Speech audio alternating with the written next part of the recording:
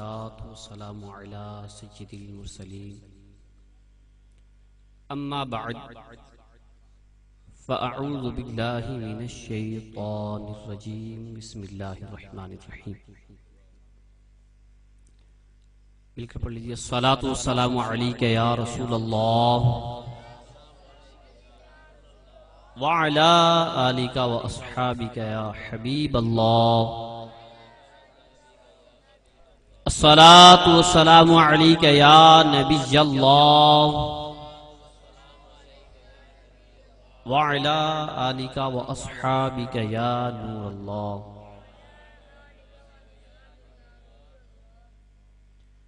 نبی مکرم شفیع تاجدار عرب و عجم رسول محتشم شافع صلی اللہ تعالی علیہ وآلہ وسلم پر درود پاک پڑھنے کی بے شمار فضیلتیں اور برکتیں ہیں۔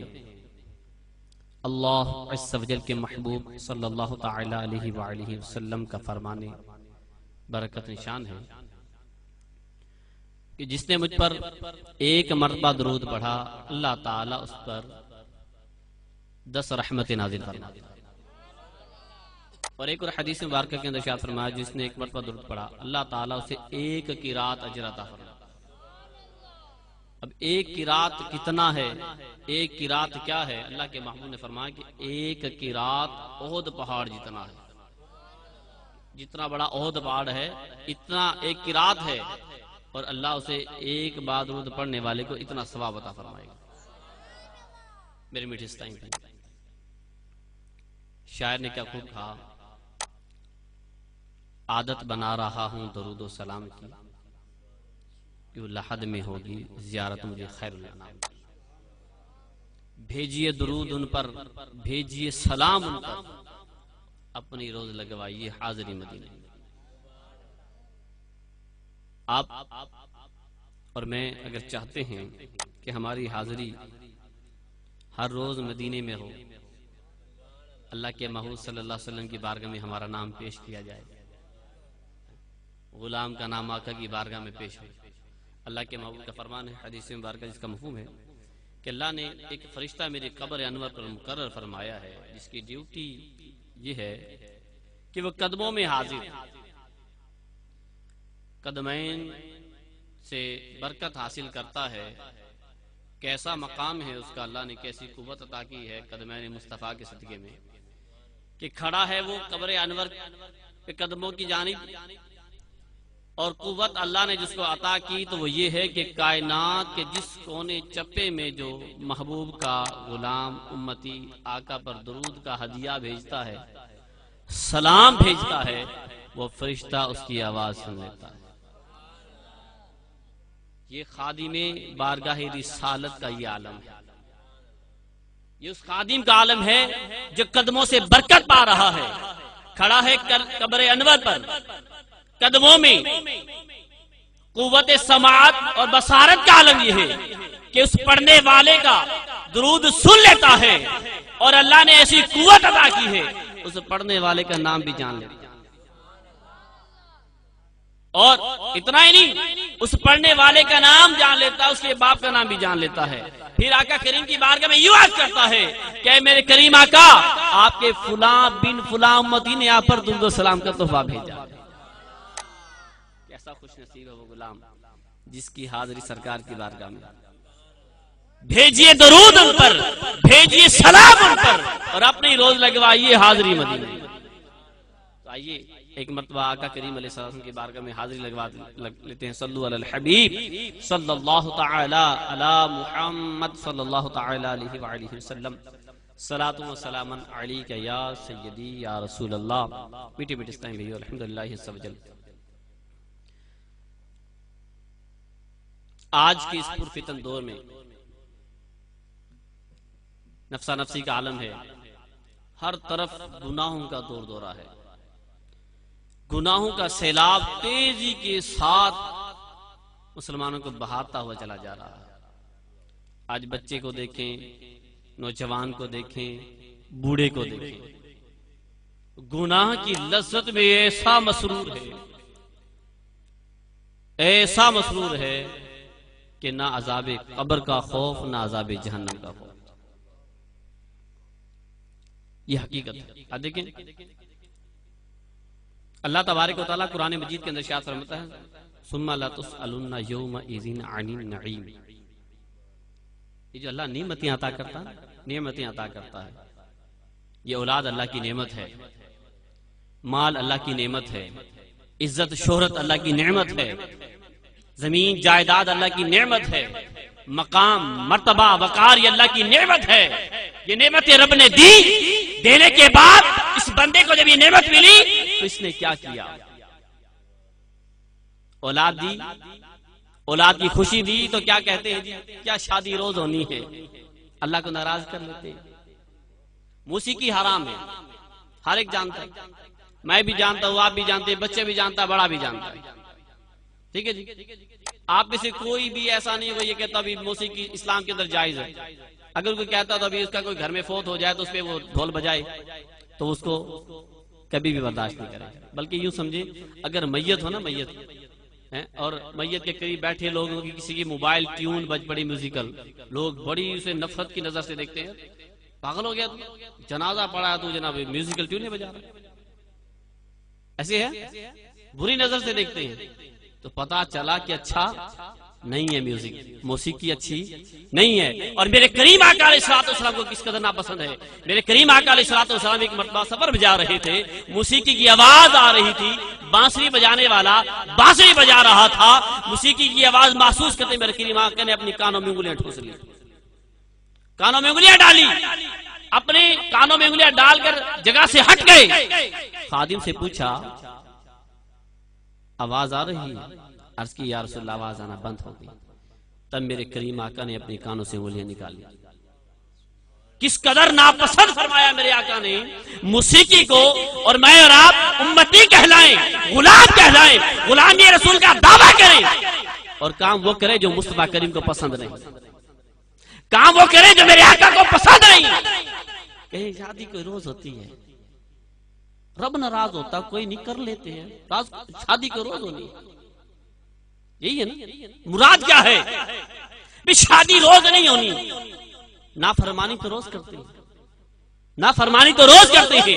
جھوٹ بولنا نافرمانی ہے، غیبت کرنا نافرمانی ہے، چغلی کرنا نافرمانی ہے. اس کے اوپر اب وہ کہتے ہیں میلے پہ ڈہلا. پہلے گناہوں کا انبار کم تھا، ابھی آگ کے انگارے جھولی میں کم تھے اور انگارے بھر لوں. ابھی جہنم کی تپش مجھ تک کم آئی ہے اور ڈال لوں. رب کا عذاب ابھی میرے تک کم پہنچا ہے اور لپیٹ میں لے لوں. موسیقی بجاؤں، شادی کے اندر ناچ رنگ کے جو ہے گانے جوالے کی محفل سجاؤں. جب تک ماں رشک نہیں کرتی شادی میں رنگ نہیں آتا، بہن ڈانس نہیں کر لیتی شادی میں رنگ نہیں آتا. ارے باپ بھائی جو ہے رشتے دار دوست احباب جب تک بے ڈھنگا جو ہے ناچ گانا نہیں کر لیتے شادی میں رنگ نہیں آتا. رب کی نافرمانی نہیں کر لیتے، اپنی آنکھوں میں جہنم کی آگ نہیں بھر لیتے شادی میں رنگ نہیں آتا. ہو کیا گیا؟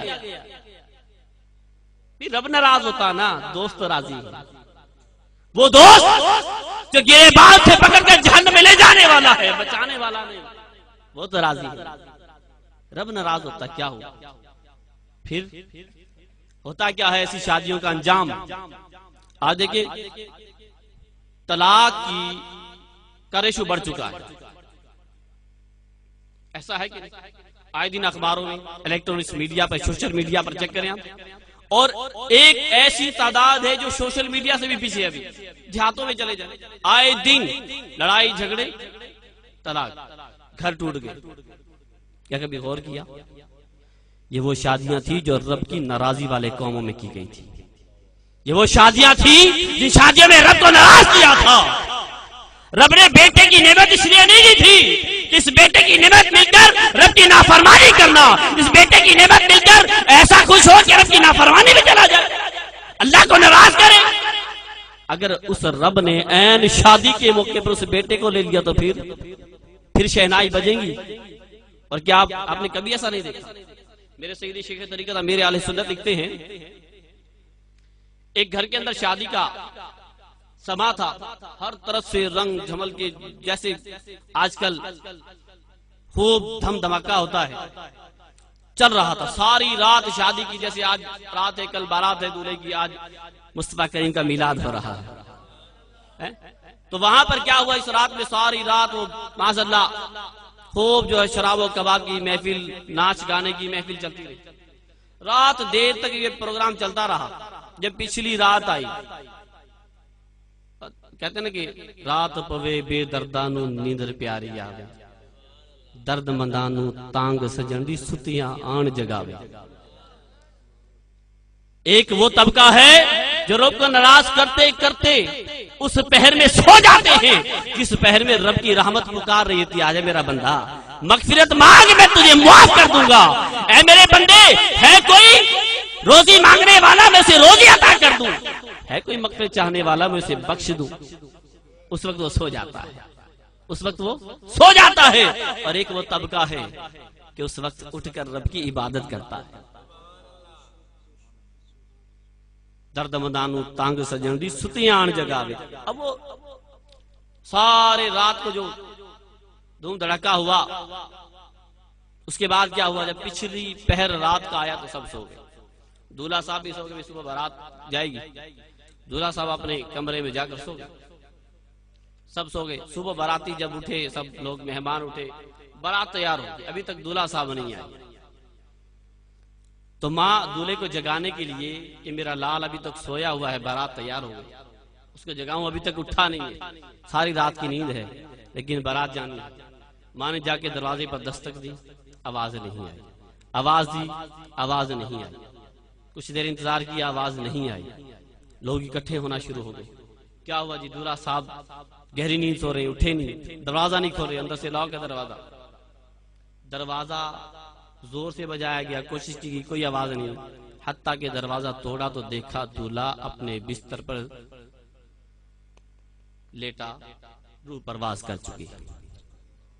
شہنائیاں بج رہی ہیں، جوان بیٹا جس کو ابھی دولہا بنانا ہے، جس کی خوشیوں کا سما ہونے والا تھا، اس کی لاش گھر میں پڑی ہے۔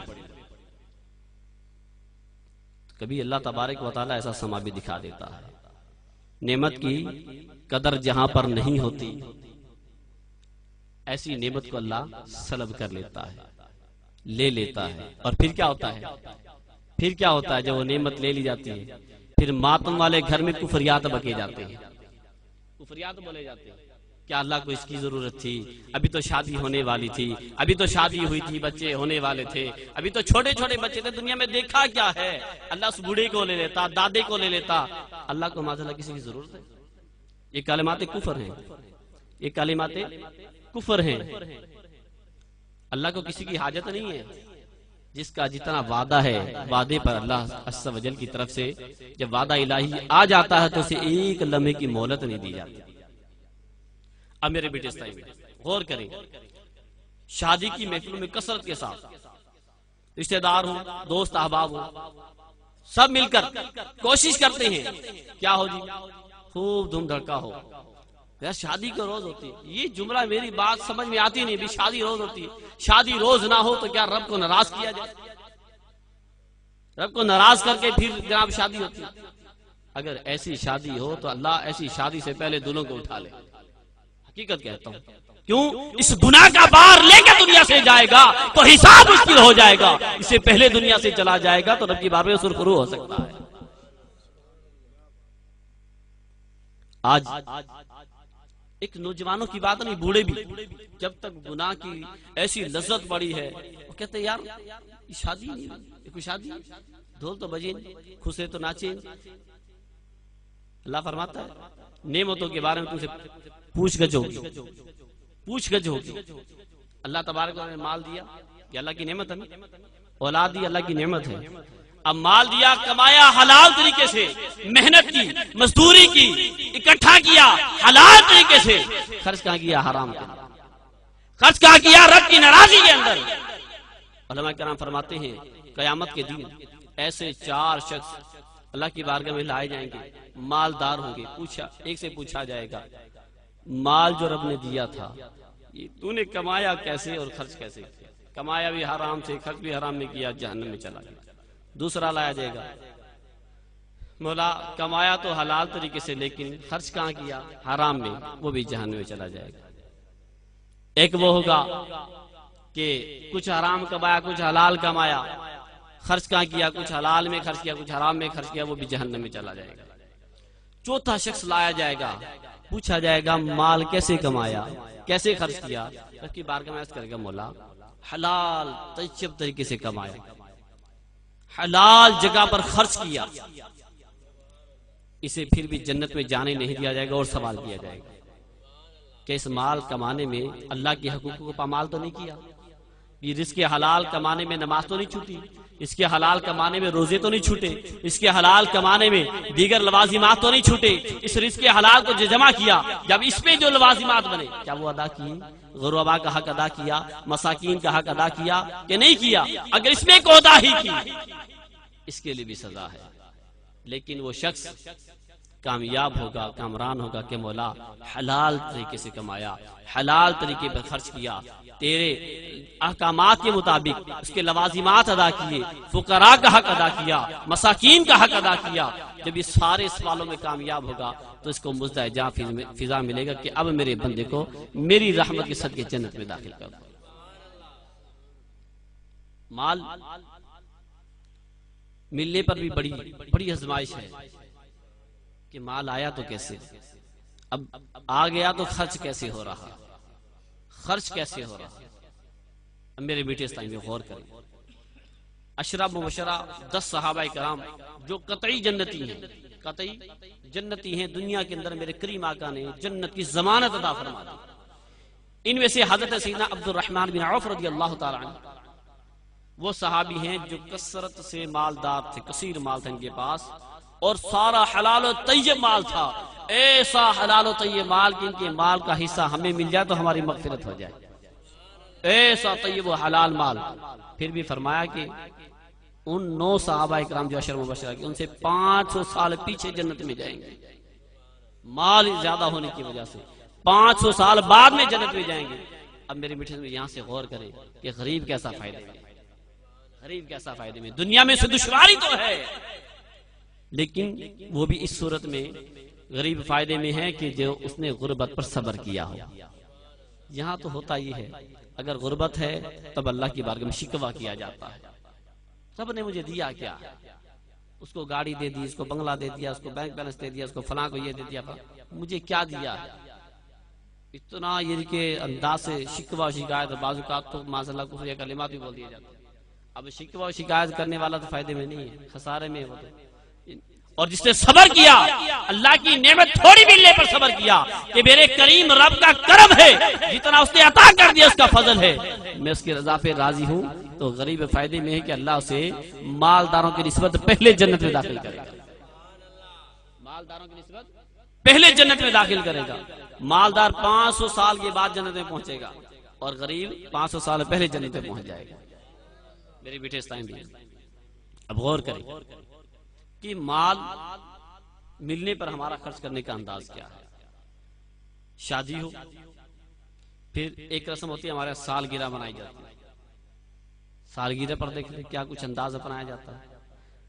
پھر ایک رسم ہوتی ہے بچے کی ولادت پر، کہ اللہ نے بیٹا دے دیا، اب خوشی کا انداز کیا ہوتا ہے، وہ معاذ اللہ جو نا پتہ نہیں کیسے کیسے گناہوں کے معاملات کیے جاتے ہیں۔ ہر شخص اپنے انداز میں گناہوں کا انداز اپناتا ہے، اور بیٹے کی پیدا ہونے کی خوشی پر اللہ کی نافرمانی کے کام کر رہا ہوتا ہے، بیٹے کی پیدا ہونے کی خوشی پر اللہ کی نافرمانی والے کام کر رہا ہوتا ہے کہ اللہ نے مجھے بیٹا دیا ہے تو اس کی نافرمانی کر رہا ہے۔ اگر وہ بیٹا وہ نافرمانی والے کام باپ نے جو رنگ جمیلے جمائے اس دوران بیٹے کا انتقال ہو جائے تو پھر کیا ہوتا ہے؟ پھر وہی گھر جس میں خوشیاں شہنائیاں بجے تو ماتم کدا بن جاتا ہے، کوہرام مچ جاتا ہے۔ زندگی موت تو ہارے کے ساتھ ہے میرے میٹھے۔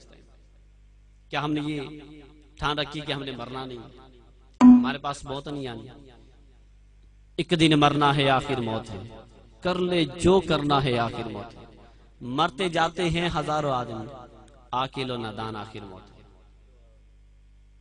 میرے میٹھے غور کریں کہ گناہوں کے معاملات اس قدر بڑھتے، اور اس کا سب سے بڑا نقصان کیا ہے؟ اس کا سب سے بڑا نقصان کیا ہے کہ آج شادی کی محفل، شادی کے موقع پر ایسی رسومات ہم نے بنا لی ہیں، جب تک ڈھول ڈمکا نہ ہو، ہزار روپے جب تک وہ بے حیائی کے کاموں میں خرچ نہ ہو تو شادی، بیٹی والوں سے جہیز کا مطالبہ نہ ہو، جہیز اگر نہ ملنے کی وہاں پر صورت نظر آئے تو رشتے سے انکار کر دیا جاتا ہے۔ ایسے غریب لوگوں کے یہاں رشتہ لینے کو نہیں جاتا جہاں پر ان کو محسوس ہو کہ کچھ دے نہیں سکتے، جہیز کی لعنت۔ پھر شادی کے موقع پر بے حیائی کے ناچ گانے کی محفلیں، یعنی کہ اب یہ سمجھو کہ شادی والے گھر میں اگر لاکھوں روپے موجود ہیں تو شادی ہو سکے۔ اب اس کا نقصان کیا ہوا؟ اس کا نقصان سمجھتے ہیں؟ اس کا نقصان یہ ہوا کہ شادی کو اس قدر مشکل ہم نے کر دیا کہ نکاح مشکل ہو گیا۔ نکاح جب مشکل ہوا، زنا عام ہو گیا، بے حیائی عام ہو گیا۔ لیکن نوجوان بیٹیاں گھروں میں بیٹھی آخر کیا ہوتا ہے، کبھی پتہ چل جاتا ہے کسی کے ساتھ نکل گئی، کسی کے ساتھ مکالہ کر لیا، اپنی عزت کا جنازہ اپنے ہاتھوں نکال رہے ہیں، اس بات پہ خوش ہیں، لیکن غلط رسمیں ختم نہیں کرنی، اغیار کی رسمیں ختم نہیں کرنی۔ آئیے میرے کریم آقا علیہ السلام کی شادی کیسے ہوئی، میرے مصطفیٰ جان رحمت صلی اللہ علیہ وسلم کی شادی کیسے ہوئی۔ سب سے پہلا نکاح اماں خدیجہ الکبریٰ رضی اللہ تعالی عنہا کے ساتھ میرے کریم آقا کا ہوا۔ اور میرے میٹھے اسلامی غور کریں، میرے کریم آقا علیہ السلام اس خاندان سے ہیں کہ آپ کا خاندان سرداروں کا خاندان ہے، سرداروں کا خاندان ہے، اتنے بڑے خاندان سے تعلق رکھنے والے ہیں۔ ابھی اعلان نبوت نہیں ہوا، 25 سال کی عمر ہے، پہلا نکاح اماں خدیجہ الکبریٰ رضی اللہ تعالی عنہا کے ساتھ ہوا۔ اس نکاح پہ انداز کیا تھا؟ آپ کے چچا حاضر ہیں اور آپ صلی اللہ تعالی علیہ وآلہ وسلم اماں خدیجہ الکبریٰ رضی اللہ تعالی عنہا کے گھر پر پہنچے، وہاں پر جا کر نکاح پڑھایا گیا اور ان 2-4 گواہوں کی موجودگی میں نکاح ہوا اور رخصتی ہو گئی، نکاح ہوا اور رخصتی ہو گئی۔ اعلان نبوت کے بعد میرے کریم آقا علیہ السلام کی شہزادی کونین سیدہ طیبہ طاہرہ عابدہ عالمہ فاطمہ الزہرا رضی اللہ تعالی، میرے آقا دو جہاں کے مالک و مختار، اگر مٹی کو اشارہ کریں تو سونا بن جائے، اگر غلاموں کو اشارہ کریں تو خزانوں کے انبار لگ جائیں، لیکن اپنے شہزادی کا نکاح جب کیا، شادی جب کی، مسجد میں نکاح ہوا، مسجد نبوی میں نکاح ہوا اور رخصتی ہوئی۔ جہیز میں کیا تھا؟ ایک جائے نماز، وضو کے لیے لوٹا، تسبیح اور اسی طرح ایک پانی پینے کے لیے مٹی کا کوزہ۔ یہ کونین شہزادی کونین، دو عالم کے مالک مختار، حبیب پروردگار عز و جل و صلی اللہ علیہ وسلم کی شہزادی کا جہیز تھا۔ ان سے بڑھ کر عزت، مقام، مرتبہ کس کا؟ آج ہم نے ناک کا مسئلہ بنا رکھا، کار نہ ہو، موٹر سائیکل نہ ہو جہیز میں، جب تک بھینسیں نہ ہو، گاڑیاں نہ ہو، لاکھوں روپے کا جناب سونا نہ ہو، زیورات نہ ہو، ہزاروں لاکھوں روپے کے کپڑے جو کہ وہ آگے کئی سالوں تک استعمال نہیں ہوتے، اتنے جناب جمع کر کے جب تک نہ دیے جائیں تو سب شادی نہیں آتی، عمریں گزر جاتی ہیں۔ نکاح کو مشکل کیا، زنا عام ہو گیا، بدکاری عام ہو گئی، اس کا ذمہ دار کون؟ اس بے حیائی کے عام کرنے کا ذمہ دار کون؟ میں اور آپ، جنہوں نے فضول رسمیں بنا کر اپنی عزت اور انا کا مسئلہ بنا لیا اور شریعت کے اندر ایسی مداخلت کرنا شروع کر دی، جب تک بے حیائی اور حرام کام نہ کیے جائیں اس وقت شادیاں نہیں۔ غریب آدمی کی یہاں بیٹی پیدا ہو جائے روتا ہے، کیوں روتا ہے؟ اسی وجہ سے روتا ہے کہ اس کے نکاح کے لیے لاکھ روپے کہاں سے لاؤں گا۔ میرے میٹھے اسلام بھی غور کریں، شادی کی رسومات کو اس قدر بڑھا کر چڑھا کر ایسا ہم نے مشکل بنا دیا کہ اللہ اپنے حفظ و امان میں چکاتا ہے۔ میرے آقا صلی اللہ تعالی وسلم کی محبت سینے میں ہے، میرے کریم آقا علیہ السلام لاکھوں رحمتیں ہوں، سلام ہو میرے سنت پر، میرے شیخ پر، میرے پیر و مرشد پر، کہ جنہوں نے آج اس پرفتن دور کے اندر ان فضول رسومات کو ختم کر دیا۔ آج دیکھیں، ایک مثال نہیں، ہزاروں مثالیں آپ کے سامنے۔ آج دیکھیں اپنا ماشاءاللہ نوجوان، ہمارے حافظ اللہ بھائی نوجوان ہیں، اللہ کی رحمت سے اس جوانی کے عالم کے اندر ان کا یہ ذہن ہے کہ نہ ڈھول بجانے نہ گانے بازی کرنے ہیں، بلکہ آقا کریم کا میلاد منانا ہے۔ اگر خرچی کرنا ہے تو میلاد میں کر دو، میلاد مصطفیٰ بناؤ۔ محدث اعظم شیخ عبدالحق محدث دہلوی رحمۃ اللہ تعالی فرماتے ہیں، جس گھر میں میلاد مصطفیٰ منایا جاتا ہے سال بھر اللہ کی رحمتیں برستی رہتی ہیں۔ اور فرمایا جو میلاد مصطفیٰ میں ایمان کی حالت میں بانیت ثواب شرکت کرتا ہے، دنیا سے جاتے وقت ایمان سلامت لے کر جاتا ہے۔ ایسی فضیلت والی محفلوں کو چھوڑ کر کہاں چل پڑے؟ آئیے، جس کے دل میں محبت مصطفیٰ بیٹھ کے اس کا انداز کیا ہے۔ اللہ اکبر۔ پیر میر علی شاہ صاحب رحمت اللہ علیہ فرماتے ہیں نا، اس صورت نو میں جان آکھاں، جان آکھاں کے جانے جہان آکھاں، اس صورت نو میں جان آکھاں، جان آکھاں کے جانے جہان آکھاں، سچ آکھاں تے رب دی میں شان آکھاں، جس شان تو شانہ سب بنیاں۔ اگر اللہ نے ہمیں کوئی عزت دی ہے تو یہ مصطفیٰ کریم علیہ السلام کے قدموں کی دھول کا صدقہ تو ہے، اس کو چھوڑ کر ہم کہاں چل پڑے؟ اللہ اکبر۔ اور جب آقا کریم علیہ السلام کی محبت کسی سینے میں بیٹھتی ہے تو انداز کیا ہوتا ہے؟ میرے شیخ طریقت امیر علیہ السنت دامت برکاتہ العالیہ، آپ کی جب شادی ہوئی نا، ابھی تو الحمدللہ میرے شیخ طریقت کی فیضان سے ایسا دعوت اسلامی کا ماحول ہے کہ ہر طرف سے اللہ کی رحمت سے ہمیں سہولتیں ہیں۔ آج اتنا مشکلات نہیں ہیں، ورنہ لوگ گناہوں پر ایسے ڈٹے ہوئے ہوتے تھے کہ اگر کوئی بیچارہ سنتوں کا متوالا کہہ بھی دینا بھی ڈھول ڈھماکہ نہیں ہونا۔ ابھی کچھ چند سال پہلے نوجوان کی شادی تھی، وہاں پر حاضری ہوئی تو وہاں پر نظام یہ تھا، اس نوجوان نے کہا جی میں ڈھول ڈھماکہ نہیں کرنا۔ پوری برادری نے جمع ہو کے کیا کیا؟ بائیکاٹ کیا بھی، اگر ڈھول ڈھماکہ نہیں ہوگا تو اس کی شادی میں کوئی نہیں جائے گا، کوئی نہیں جائے گا۔ وہ اکیلا، ایک سائیں بھائی اس کا ساتھ دینے والا بیچارہ، اور وہ اکیلا، ساری جناب برادری ایک سائیڈ پہ کھڑی ہوئی۔ اگر ڈھول بجے گا تو ہم بارات میں جائیں گے، کوئی نہیں جائے گا، سب ایک سائیڈ پہ کھڑے ہوئے۔ اچھا جی، اسے پوچھا گیا بھئی ایسا کیا ہے ڈھول میں؟ کہا جی ڈھول بجانا سنت ہے۔ استغفر اللہ ثم معاذ اللہ، ڈھول بجانا اپنا مزمل بھائی روکا گیا، پوچھا گیا تو ڈھول بجانا سنت ہے۔ سنت اسے کہتے ہیں جو عمل میرے کریم آقا نے پسند کیا ہو یا کیا ہو۔ ایسی جہالت اور گناہ پر دلیری کہ رب کی نافرمانی دلیر ہو کر میں کروں گا، نہیں کرو گے تو تمہارے ساتھ کوئی نہیں چلے گا۔ جو گناہ نہیں کرے گا اس کا ساتھ کوئی نہیں دے گا، بھی تو نیکی کرنے والا الگ ہو جا، تجھے کوئی نہیں پوچھے گا، تیرے ساتھ کوئی نہیں چلے گا۔ آخر کار کیا ہوا؟ وہ اکیلا چل پڑا، اب پیچھے وہی باسط جو کھڑے تھے ڈھول لے کر آئے، پیچھے ڈھول بجاتے ہوئے۔ میرے بٹستان بھی ایسی بے باکانہ انداز۔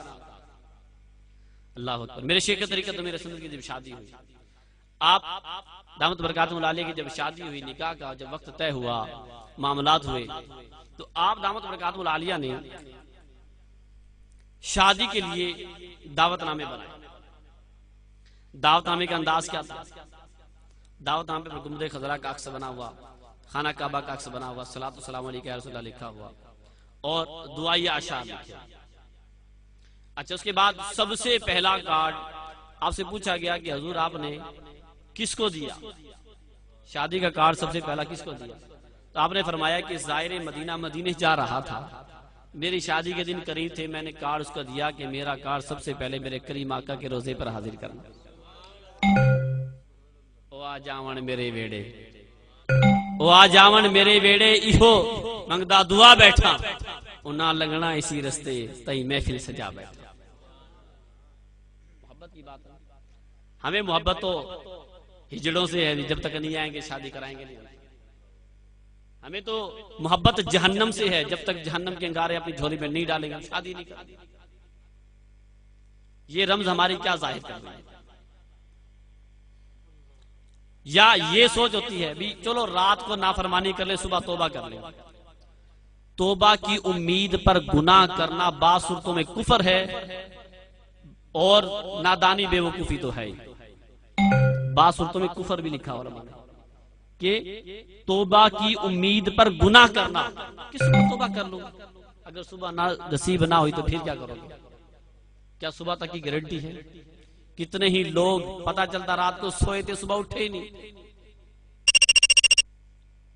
میرے میٹھے میٹھے اسلامی بھائی، آج اگر ہم ایک نوجوانی، اگر ہم سب مل کر اس بات کو اپنے دل کے آپ گینے میں سجا لیں کہ نکاح کی جو رسومات کو ہم نے مشکل بنا دیا ہے اور فضول رسومات کو جو اپنے دلوں میں بسا لیا ہے، ان کو اپنے دلوں سے نکال دیں تو انشاءاللہ رب کی رحمت ہمیں نصیب ہوگی.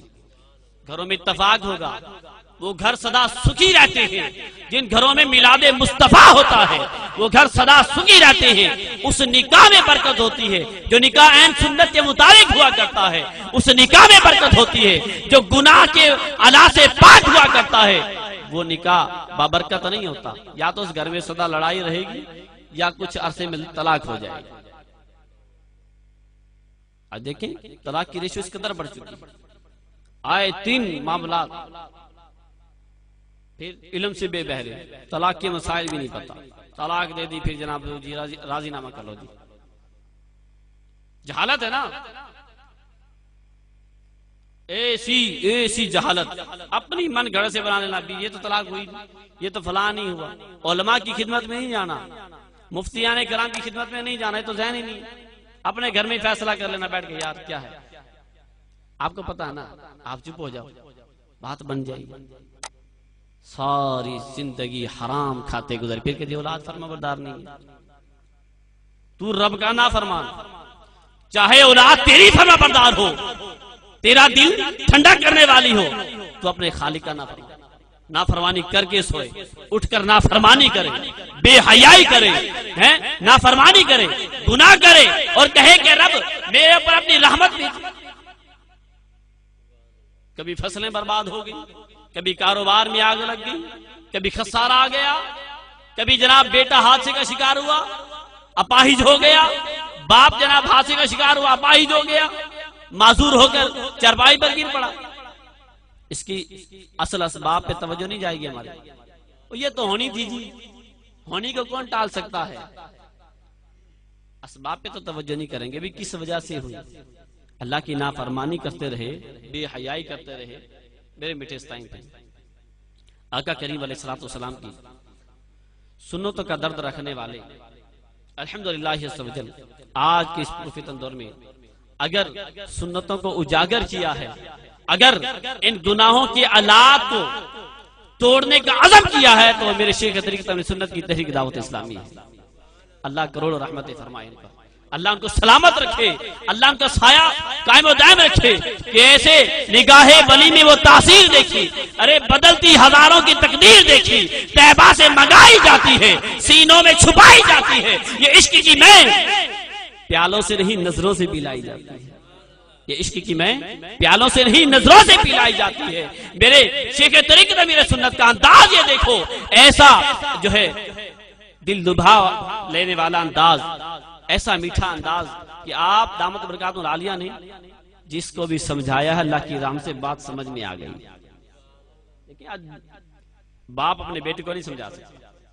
نمازی بنانا بڑا مشکل ہے، سر پہ ٹوپی رکھوا دے تو بڑی بات ہے. میرے شیخ طریقت نے امام سے دوا دیجیے. اسی ماحول نے ادراک کو اعلیٰ کر دیا. دیکھو ارے اندھیرا تھا، جہالت کا اندھیرا تھا، ہر طرف گناہ کا دورہ تھا، اندھیرا تھا، اجالا ہی اجالا کر دیا. دیکھو کل تک جو لندن اور پیرس کے سپنوں پہ مرتے تھے ان کے لبوں پہ جاری مدینہ ہی مدینہ کر دیا. یہ میرے شیخ طریقت کا فیضان ہے. اور جب ہمیں حالات کے ایسے اثرات نظر آتے ہیں کہ اولاد نافرمان ہے، رزق میں برکت ہے. کہیں جناب گھر میں بیوی کی وجہ سے ناچاکی ہے، کبھی اولاد کی وجہ سے ناچاکی ہے. گھر میں سکون نہیں، دلوں میں سکون نہیں. یہ جو کچھ بھی ہے اپنے ہی ہاتھوں کے ہیں کرتوت، جو کچھ بھی ہے اپنے ہی ہاتھوں کے ہیں کرتوت. شکوا ہے زمانے سے نہ قسمت سے گلا ہے، میرے بیٹے اسلامی، اگر ہم چاہتے ہیں کہ ہمارا معاشرہ امن کا گہوارہ بن جائے اور ہمیں برکت نصیب ہو، اگر ہم چاہتے ہیں واقعی ہمارے گھر امن کا گہوارہ بن جائے، ہمارے گھر جو ہے واقعہ کریم علیہ الصلوۃ والسلام کی سنت سے اپنانے والوں کا متوالا بن جائے، تو میرے بیٹے سے دعوت اسلامی کے مدنی ماحول سے وابستہ ہو جائے۔ آئیے اس ماحول سے وابستہ ہو جائے، انشاءاللہ یہ ماحول ہمیں مدینے کی راہ دکھائے گا انشاءاللہ عز و جل۔ میرے شیخ طریقت کا فیضان انشاءاللہ عز و جل جب گھر گھر میں عام ہوگا تو ہر گھر سے میلاد مصطفیٰ کی آواز آئے گی انشاءاللہ عز و جل۔ اللہ کرم ایسا کرے تجھ پہ جہاں میں، اے دعوت اسلامی تیری دھوم مچی ہو۔ بیٹس ٹائم ایک اور عرض کرنی ہے، بعض اوقات شادی کے موقع پر نا بدشگونی بھی بڑی لی جاتی ہے، بڑی بدشگونی لی جاتی ہے۔ اور جی دولہا صاحب جنازے پہ نہیں جانا، جنازہ پڑھنا دودھے کے لیے جائز نہیں ہے، برا شگن جی وہ دولہا جنازے میں جائے گا تو شادی میں پتہ نہیں کیا ہو جائے گا۔ اللہ نہ کرے، اللہ نہ کرے اس دولہے کا کوئی بالکل قریبی انتقال کر جائے کہ اس کا جنازہ نہیں پڑے گا۔ اور شریعت میں بدگمانی لینا حرام ہے، کیونکہ قرآن پاک اٹھا کر پڑھیں، قرآن پاک کہتا ہے کہ بدشگونی یہودیوں کا طریقہ تھا۔ یہود و نصارہ برا شگن لیا کرتے تھے، بلی نے رستہ کاٹ دیتا یوں ہو جائے گا، آنکھ پھٹ گئی تو یہ ہو جائے گا، جناب یہ یوں ہوگا تو یوں ہو جائے گا۔ یہ برا شگن لینا یہود و نصارہ کا طریقہ تھا، ان کا انداز تھا۔ آج ہم نے لے لیا، آج ہم نے لے لیا۔ میرے بیٹے برا شگن لینے سے بچنا چاہیے۔ میرے شیخ طریقت سنت کی بہت ہی پیاری کتاب ہے، رسالہ ہے بدشگونی، اس کا ہم مطالعہ کریں انشاءاللہ عز و جل۔ یہ تمام جو شیطانی وسوسے ہیں نا برے شگن کے، ان کی کاٹ ہو جائے گی انشاءاللہ عز و جل۔ اس ماحول سے وابستہ ہوں گے، ہفتہ وار اجتماع میں شرکت کیا کریں۔ بستی ملوک فیضان مدینہ میں ہر جمعرات کو مغرب کی نماز کے بعد ہفتہ وار اجتماع ہوتا ہے، وہاں پہ سنت و بیانات ہوتے ہیں، ذکر و دعا ہوتی ہے انشاءاللہ عز و جل۔ جب اجتماعات میں شرکت کریں گے، مختلف موضوعات پر جب بیانات سننے کو ملے گا، ہماری تربیت ہوگی، پتہ چلے گا ہمیں، تو انشاءاللہ عز و جل بچنا ہمارے لیے آسان ہو جائے گا۔ تو میرے بیٹے اس ٹائم بھی برا شگن لینا شریعت کے اندر جائز نہیں ہے، یہ حرام ہے، اسے بچنا چاہیے۔ تو مختلف چیزوں سے برا شگن لینا، یوں ہو جائے گا، فلاں ہو جائے گا، دولہے کو یہ نہیں کرنا چاہیے، فلاں نہیں کرنا چاہیے، بیمار کے پاس نہیں جانا چاہیے، جنازے میں نہیں جانا چاہیے، تو ایسے معاملات یہ سب بدشگونی ہے جو کہ حرام ہے۔ شریعت کے اندر جنازے کی فضیلت تو پڑھیں، مسلمان کے جنازے کی شرکت کرنا، مسلمان کے جنازے کو کندھا دینا، اس کی برکت کیا ہے۔ اللہ ہمیں عقل سلیم نصیب فرمائے۔ اللہ تبارک و تعالی ہمیں دین متین کی سمجھ میں جاتا ہے۔ بیٹے اسلامی اور دعوت اسلامی کے مدنی ماحول سے جب ہم وابستہ ہوں گے تو انشاءاللہ علم دین سیکھنے کو ملے گا، دل سے جہالت کی تاریکی دور ہوگی انشاءاللہ۔ علم کی شمع جب روشن ہوگی تو پھر اس روشنی سے مدینے کا فیضان نظر آئے گا، مدینے کا فیضان نظر آئے گا۔ آمین بجاہ النبی الامین صلی اللہ تعالی علیہ وآلہ وسلم۔ انشاءاللہ صلاۃ والسلام اور صحرا پڑھا جائے گا، اس کے بعد انشاءاللہ دعا کی ترکیب ہوگی۔